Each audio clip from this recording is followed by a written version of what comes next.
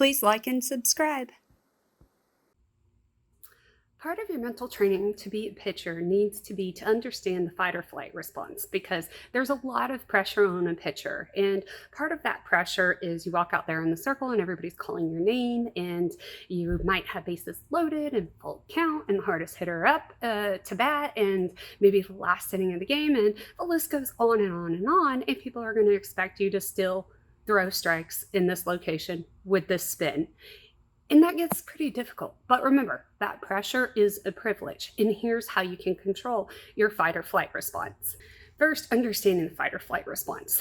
The fight or flight response is basically your heart rate goes up and your adrenaline starts pumping, and then your body hits either fight or flight. And when you hit flight, that means that your body is reacting in a negative train of thought, such as, this batter is better than me, she's going to hit a home run over the fence off of me, or maybe I'm going to walk her or hit her. But whatever that negative train of thought is, we can actually control.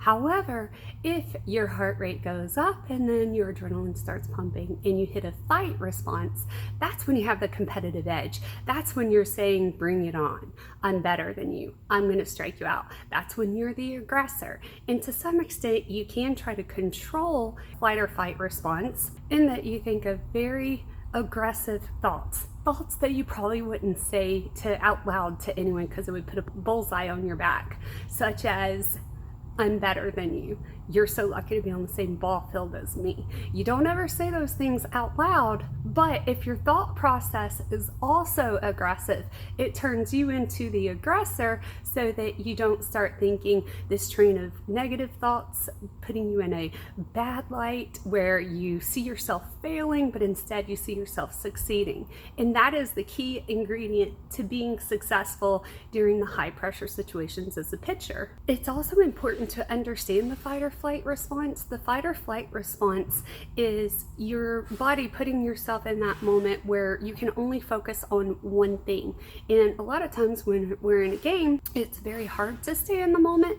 So our mind goes berserk because we're going in every which direction except for staying in the moment and getting the job done.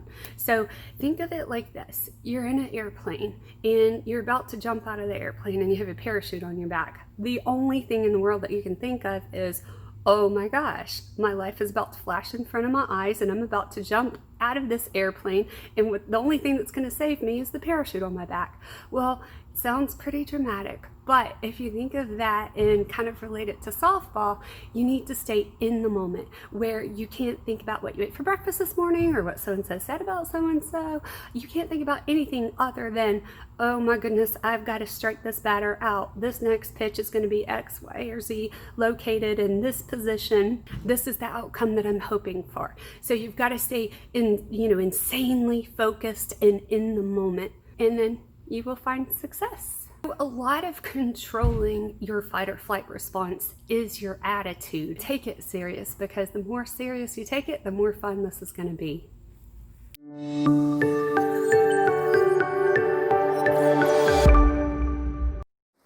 Please like and subscribe.